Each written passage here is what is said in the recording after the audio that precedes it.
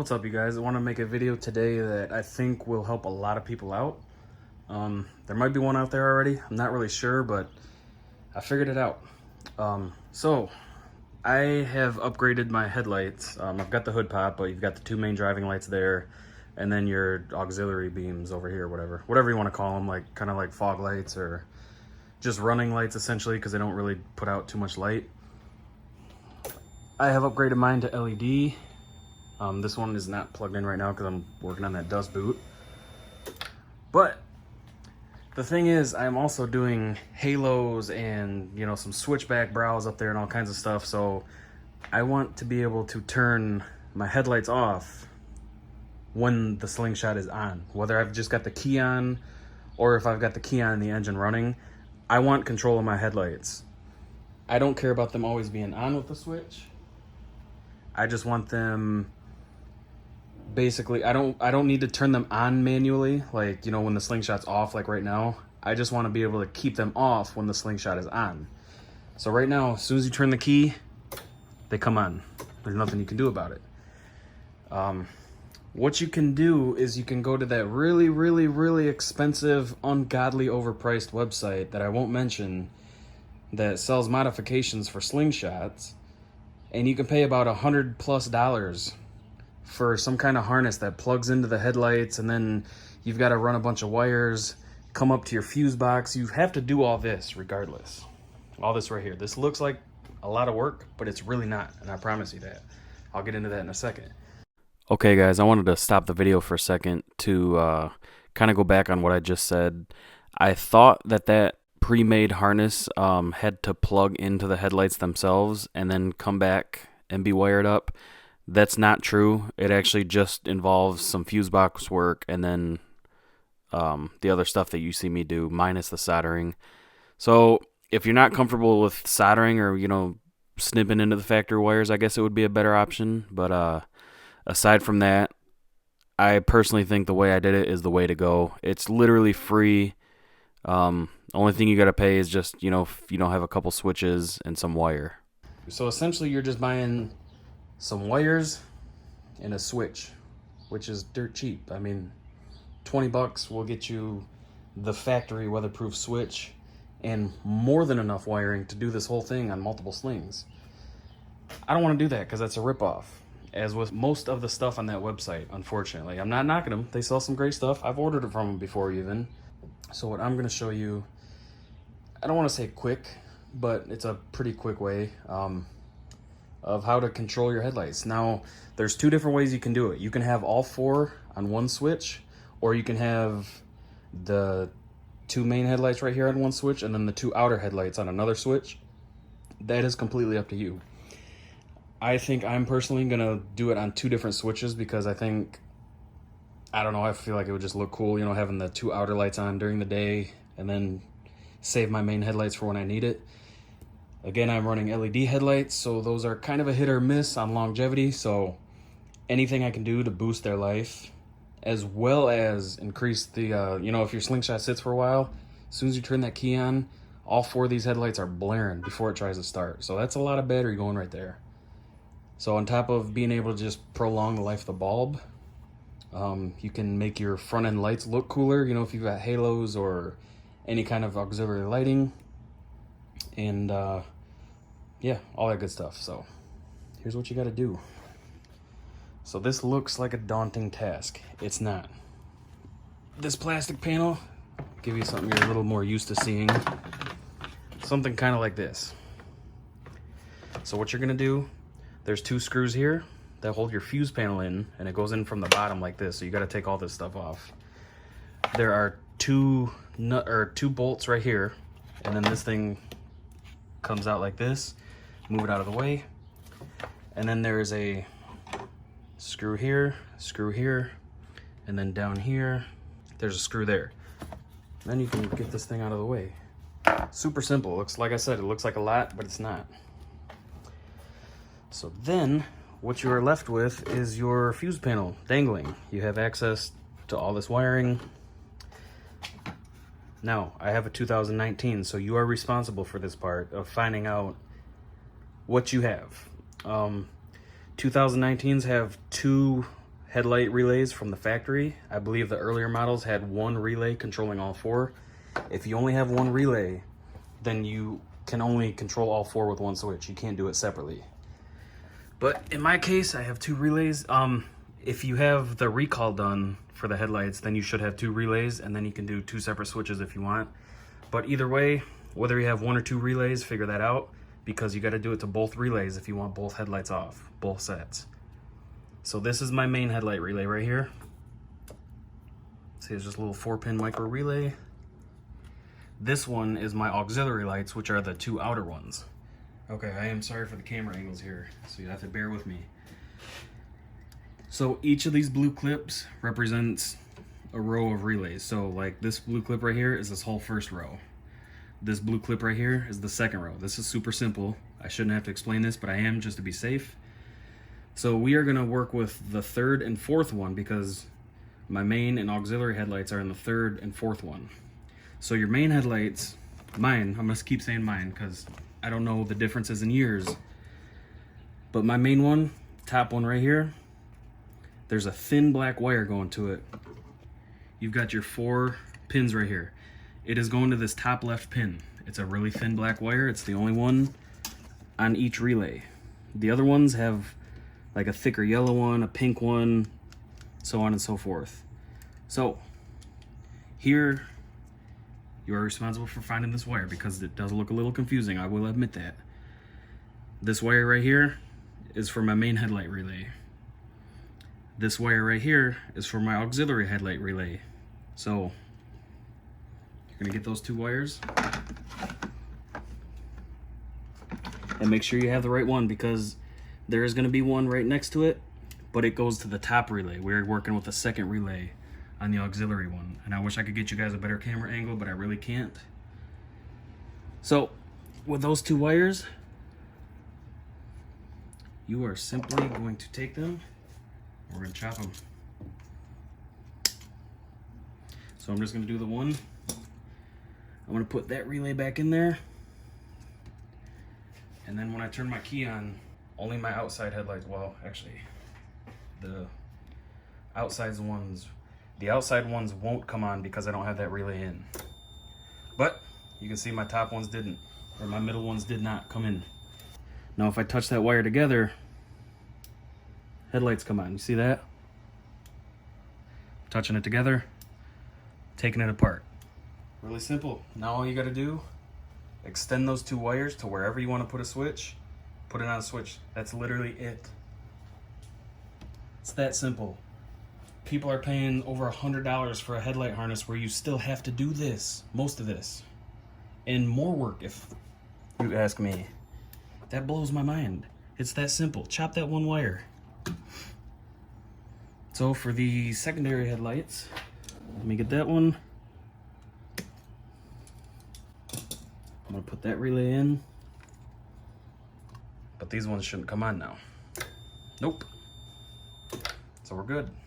Now, temporarily, what I'm gonna do, because you can see the factory switch location for me, I've got traction control and hazards, and then I've got 2 open ones. I'm gonna order 2 factory switches to put right there.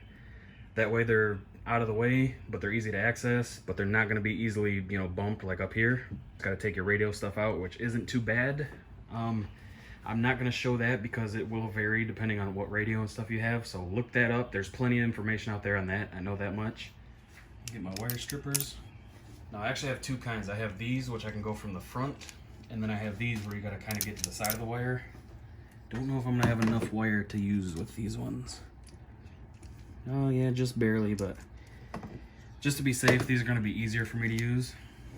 So I'm gonna strip about maybe 1 centimeter wire off. There we go. Just strip all 4 wires. Now with this, I really recommend soldering because you want a connection that's gonna last. So I recommend solder, and then I recommend heat shrink that has adhesive in it like this. So what this is normal heat shrink, just your normal stuff. But on the inside there's glue. So when I heat this up and it shrinks, it actually activates the glue and it prevents like any moisture and water and stuff like that from getting in there. because regular heat shrink can still move around technically if it's not super tight. The absolute easiest way to do this is going to be to grab some wire like this where you've got 2 leads on it. I am actually going to use some thinner wire because, as you see, this stuff is really thick. Okay, so this is complete overkill, but this is essentially what my wire harness looks like. It's pretty short because it's only going from here to the center stack, you know, where my radio is, so I don't need too much wire.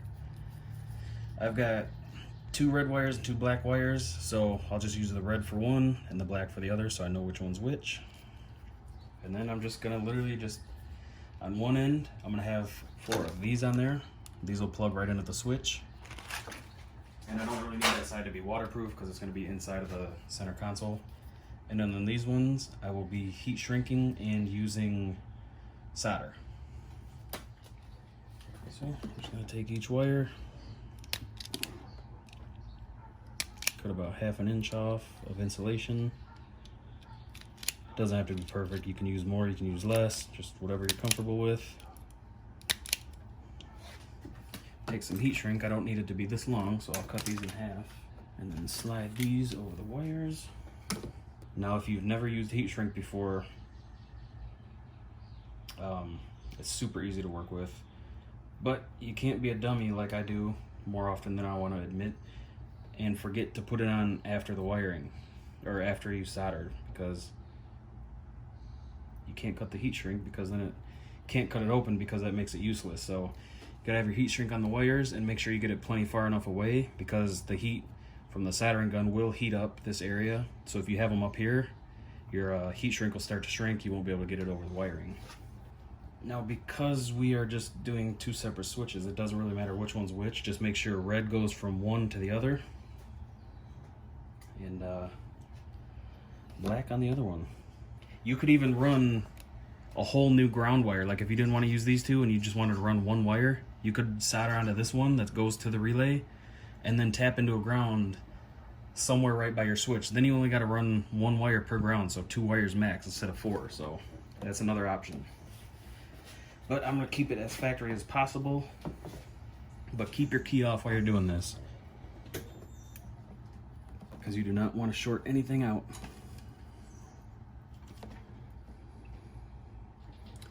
I'm actually going to trim these up just a hair. Good trick of the trade, I forgot how short I trimmed those. Expose about the same amount of wire on all your connections.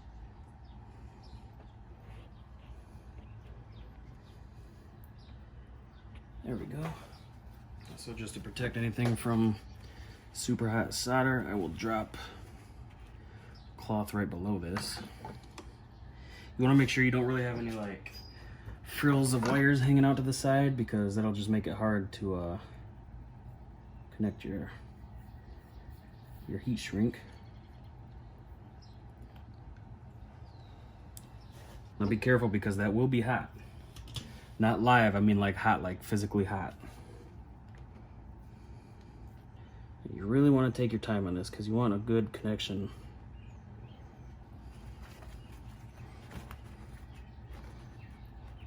I'm gonna try to get the paper under it, just because that solder, if any solder drips, that could melt right through stuff, cause you some big problems.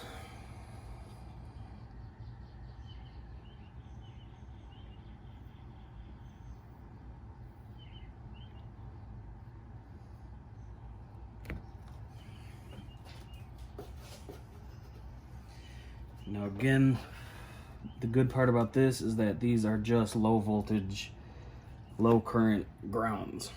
So now you slide your heat shrink over here. We're gonna pull the other 2 out of the way so those ones don't melt, or so they don't shrink. Then you can take a lighter, torch, really any kind of heat. I just like my cheap Harbor Freight heat gun here, and just heat it up. Try not to blow the heat at the other ones, because like I said, it will shrink those. You won't be able to get it over your connections.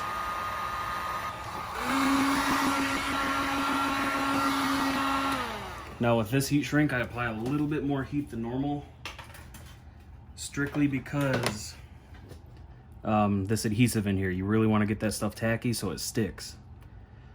So those are nice and hot.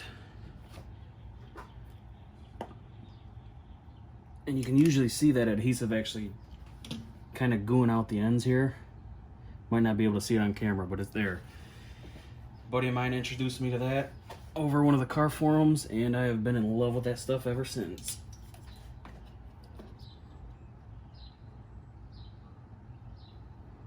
When you got a nice good connection, go ahead and solder it up.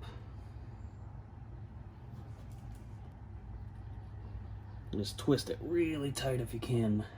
Yeah, I'm not gonna be able to get any rag under that one either, but that's okay. We'll be safe and careful.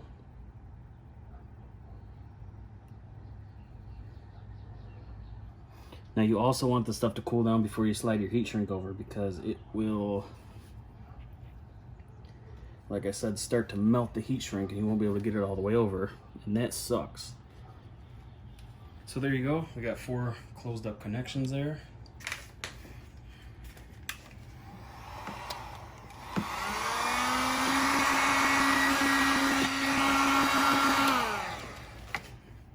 Now there we go, we are done with the fuse box connection.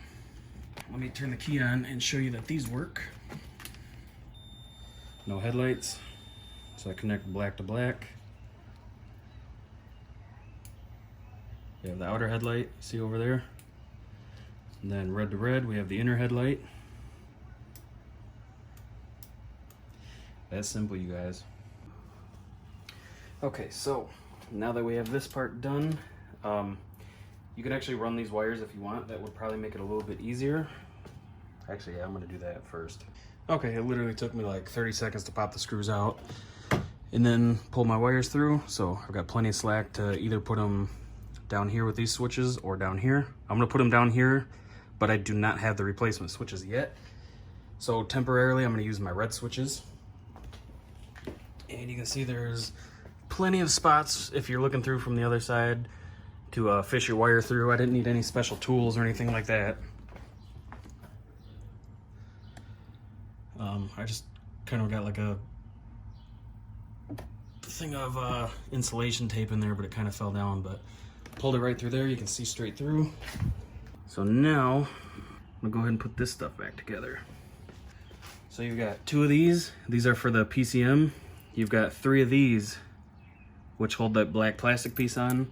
And then you've got 2 of these, which hold your fuse panel on. And all I used was one of these and a 10mm socket, or a open end wrench. You could definitely use a socket, it would be quicker, but I just grabbed what I had right off the bat. So this goes right here, and you're gonna wanna make sure you don't pinch any of your wires, you know, keep them. Actually, we're gonna put a zip tie on there, because that way if I ever accidentally like yank the stereo too far or something like that, it won't pull them out of here. Because I can easily, if I needed to, add more wire on this side, but adding it on this side will just be a pain in the butt. You don't want to go through all this stuff again. So I'm gonna, it's good right there. Get that nice and tight, trim the excess. And so it's gonna look like that. Everything's good.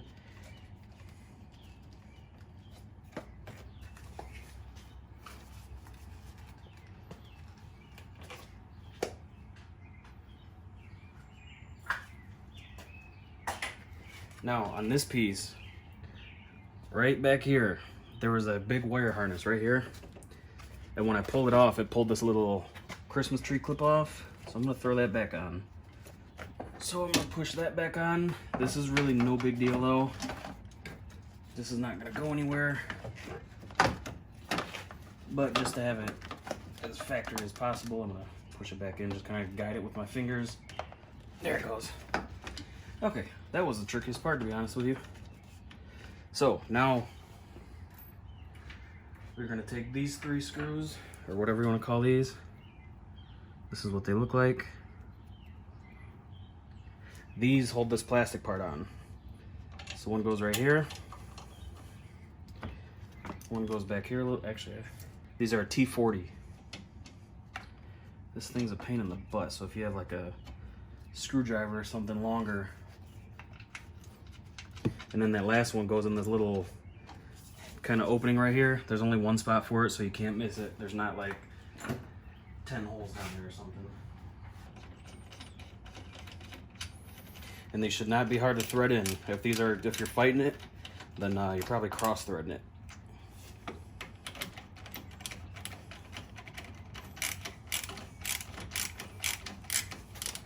Make sure all my random wires out of the way.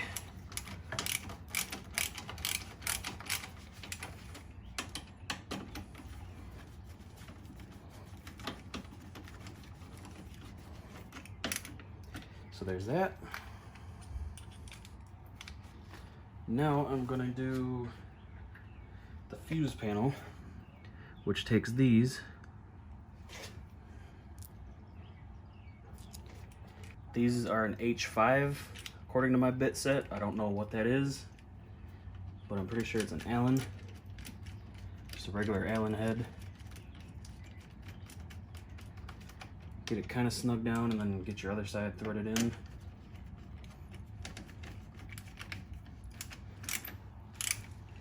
You don't want to crank on these, just get them nice and snug, because most of the stuff is plastic. Now that's done. Now we are going to put the two 10 millimeters back in the PCM, and this just slides into these two holes right here on one side and then down like that. You guys, it's that simple. Now give me 20 minutes to get these tight. Now you pop your fuse panel back on. There you cover, and boom. So now we are in the Slingshot, and what I'm gonna do, which I actually should have done beforehand, but I'm gonna connect 4 of these. These are little like 14, 16 gauge connectors, I think. I'm gonna put these right on here. Now you got a nice clean connection coming through the dash. Of course you can add some more wire loom on here if you want, but ouch, those are hot, just a heads up. So my first switch up here is for my radio, so I can turn that on with the key off. I am going to, I'll put that one there. These are some cheap switches, man. I do not like this dash kit.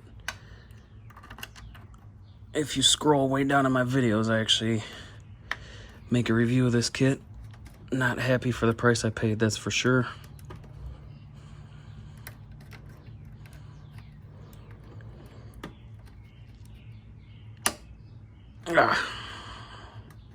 Well, that switch might have actually just broke because I was pushing on it. Like I said, have I mentioned that I really don't like this dash kit? So I will use this switch up here because the other one broke when I was trying to connect the terminals. Good quality stuff.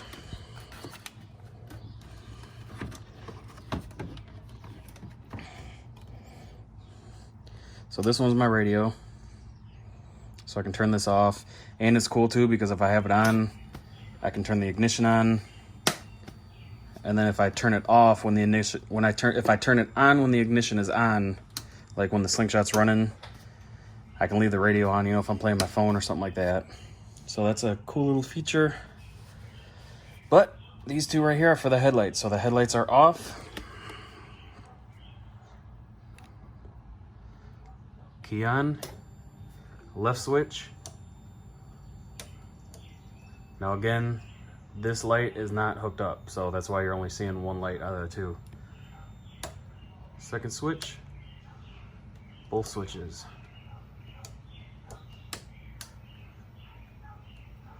High beams.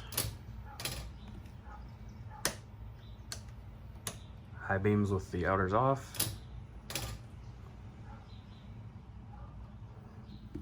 Now if I leave them both on, turn the key off, everything turns off, so like normal. So you can literally have a completely stock functioning system if you leave your one switch or both switches on. Like again, I said, you can wire these to one switch if you want. Just connect those 2 ground wires to one switch instead of both, you know, instead of separate ones. Leave it on, leave them on, or leave it on. Key is off, key is on. Then you still have complete factory functioning headlights. Now, again, my biggest wish to be able to do this is because I'm going to be running halos and, you know, the eyebrow lights in front and stuff like that, all kinds of switchbacks. So I want to be able to have the headlights off so you can see that stuff. So I still have front facing lights, so it's still 100% legal, but I'm not using my headlights. So, you know, it kind of takes away from the cool factor of the, you know, seeing the halos and all that. Also, a big thing for me is I live in Michigan, so there's many months out of the year I don't drive this. I usually don't leave it on a battery tender. I will just start it up and drive it once in a while, you know, every couple weeks when we get that one random warm day. So the battery's kind of weak sometimes, so you turn that key on, you got a weak battery. What's it do? It turns your headlights on. That's a lot of juice, especially when you're trying to start. So being able to have these switches off, headlights off, and then turn it on, that's a huge boost of juice that you have to start. So also, if you're running like h.i.ds or l.e.ds, you probably know about the problem, especially with h.i.ds. If you're not running a good relay harness or capacitors, if you start this thing, a lot of you might have a problem where one of them goes out and it doesn't come back on, or it takes, you know, a few seconds for it to come back on. This, turn them off, start your Slingshot, turn them back on, no problems, you know.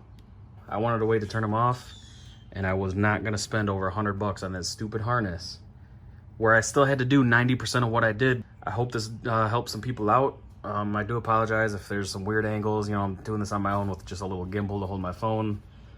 Let me know down below if you have any comments. I will try to remember to link all the stuff in the description, like the heat shrink I used. I will link the factory Polaris switches or some knockoff versions that are just as good at a fraction of the price. And yeah, if I'm forgetting anything, you guys leave it in the comments. I would appreciate a thumbs up if this helped you. So one last look here. It's a little bit darker outside. With my switches on, both of these switches right here, I'm gonna go ahead and turn the key on. And you see the headlights come on like normal. Got my brights and all that. And then if I flip these switches, you'll hear them click here. No headlights. Now I do have my halos on now. Those are wired on with the key, so those are on no matter what, but no headlights. Just to show you one of the big reasons why is so when I drive around during the day, or you know, when it's starting to get a little bit dark, I can have just the halos on and it just looks really mean like that. Really loving that. Then I can just have the outsides on, or I can just have the middle on and then have the outer halos on. Again, all the halos are on, but you know, with these headlights on, you really can't tell that there's a halo.